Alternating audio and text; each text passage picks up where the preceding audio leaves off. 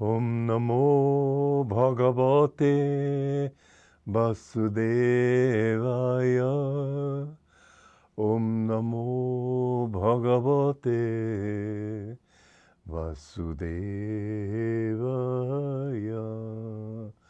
Om, I bow to the Lord Vasudeva. Joy to you, friends. I mentioned Buddha in my last talk. It would be good to go on a little bit further, because Buddha talked about nirvana, the cessation of all interplay of movement and thoughts and self-identity and everything, which brings you to a state of absolute nothingness. And this is the state that many Buddhists believe is the aim of it all. It's the one thing he talked about, Buddha. But in fact, he could not have had the compassion. He could not have had the love that he showed to people.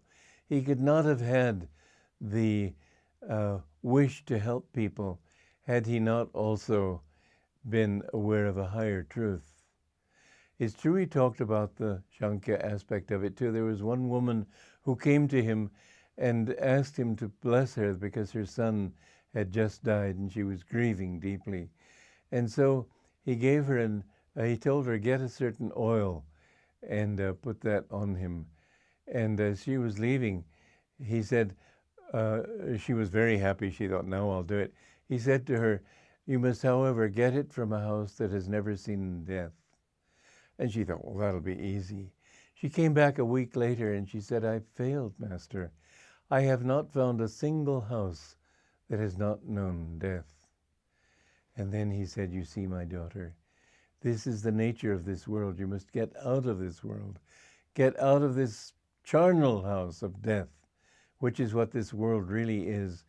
In concentration camps, it seems terrible because if hundreds of thousands of people are killed in a short space of time, but they'll all be killed sooner or later. Within 100 years, nobody who is living today will be living then. Everybody dies, and very few people have the blessing of dying peacefully in their sleep. Most people die in accidents of disease, murder, whatever it might be. But this house is a charnel house. It's a place to get away from. No one knows what his end will be, but you can be sure that that end in this body will not be what you really want. Very few people escape from this body into an infinite joy, but many have seen relatives, many have seen their teachers spiritually. Many as they go. There was one woman she was in sort of the caretaker of the church in Hollywood that Yogananda had started. And when she was dying, one of the older ministers told me, because I wasn't there at that time, that she was given the grace to take 2 weeks to die. And you could see as she lay there in bed that she was reviewing her life and just thinking, well, that wasn't that important. No, I don't want those things. And I forgive this person. And bit by bit, she became more and more radiant, so that by the time the moment of death came, she was really looking saintly. And at the end, she said, Swamiji is here, and she left her body. Well, Yogananda said, those who follow this path sincerely to the end, I, or one of the other masters, will be there to receive them into the other world, or to take them into the infinite. But this idea of nirvana, this idea of nothingness, I suspect that no one would really try very hard to reach nothingness.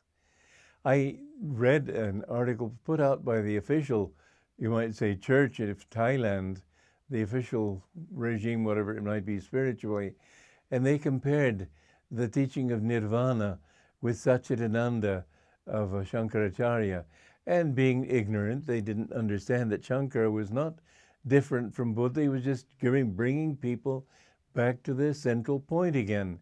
And so they were comparing it to Shankaracharya's disadvantage. And they conceded that at the beginning there's a little moment of peace then, of bliss then, and then nothingness. Well, who's going to work sincerely to achieve nothingness? That isn't what it's all about. But there is that first moment, Yogananda said, where there is absolutely nothing. And the ego is gone, everything is gone. But then in that great hall of nothingness comes sweeping the oceanic bliss of the soul. And these teachings, which Yogananda came to bring back again and again, great God through these great masters has come to bring back. Ramakrishna was born because the English had taught that the Vedas were no good and the Hindu teachings were no good and everything was just idolatrous. And even the culture of India was really invasion of Aryans. And finally they began thinking that they were Europeans who really were the source of everything. The Nazis came up and were saying that they are the Herren race, the master race of all people. All these delusions people come up with. There is no higher or lower people in the world. They're all children of God and equally children of God. So you must understand the only difference is really not the color of your skin or the language you speak or your belief system. It's something deeper inside. And in that you can find, as I've said in these talks, you can find the real races of men, that the man is divided in the direction of his consciousness. Some people are thinking only in terms of physical satisfactions, and they're Shudras. They're epitomized by farmers, but there are many educated farmers. They're epitomized by people who just work with the soil, work with things.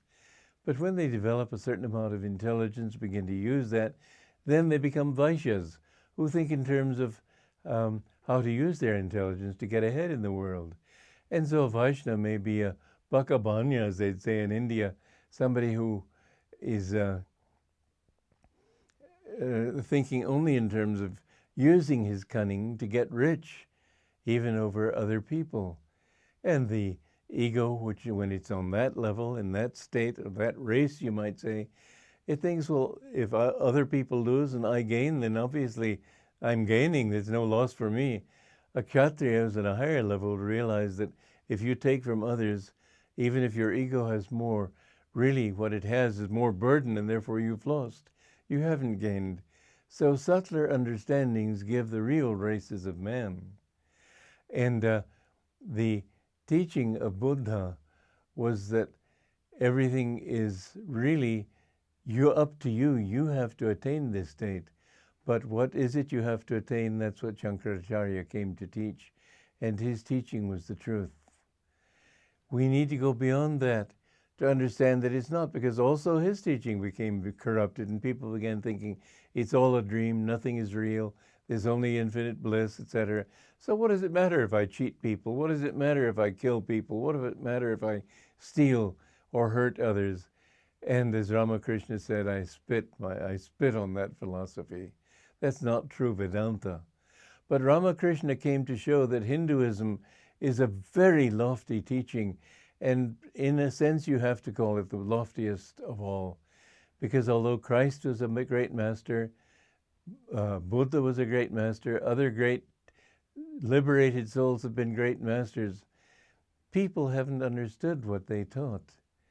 And the teaching of Hinduism is the only one that I know of that speaks of Kaivalya Moksha, absolute union and liberation in God. That is the goal of all true religions and the goal of all true seeking. Joy to you.